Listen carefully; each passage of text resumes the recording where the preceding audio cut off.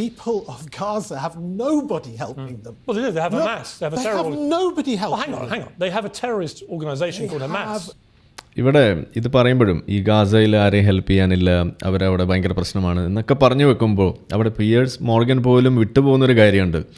2005 തന്നെ ഇസ്രായേൽ ഗാസയിൽ നിന്നും പിന്മാറി അവരെ പാട്ടിന് പോയതാണ്. അത് അവിടെ ഒളിപ്പിച്ച് വെച്ചിട്ട് അതിനുശേഷം 2005 ശേഷം അവിടെയുള്ള ഫത്താഹ് പാർട്ടിയുടെ നേതൃത്വത്തിലും അതിനുശേഷം അവരെ പിഴുതെറിഞ്ഞുകൊണ്ട് ഹമാസ് പോലെയുള്ള തീവ്രവാദ സംഘടനകൾ, അത് തുടക്കത്തിൽ തീവ്രവാദമൊന്നും ആയിരുന്നില്ല, അവർ ഇവരുടെ ഒരു പൊളിറ്റിക്കൽ പാർട്ടി എന്ന രീതിയിൽ വന്ന് പിന്നീട് അതിൽ സായുധ ഇതുപോലെയുള്ള കാര്യങ്ങൾ ചെയ്തിട്ട് ഇതിൽ കാര്യങ്ങൾ തീരുമാനമാകൂ എന്നും പറഞ്ഞ് അവർ മുന്നോട്ട് വരുന്നു. അതിൽ തന്നെ ഹമാസിൻ്റെ ചാർട്ടറിൽ എഴുതി വച്ചിരിക്കുന്നത് ഞങ്ങൾക്ക് സ്വാതന്ത്ര്യം വേണമെന്നല്ല അവരവിടെ എഴുതി വച്ചിരിക്കുന്നത്, അല്ലെങ്കിൽ അത് മാത്രമല്ല അവരവിടെ എഴുതി വച്ചിരിക്കുന്നത്, ജൂയിഷ് സ്റ്റേറ്റ് ഉണ്ടാകാനേ പാടില്ല, അത് അവിടുന്ന് തുടച്ച് നീക്കണം, ഫ്രം റിവർ ടു സീ. അത്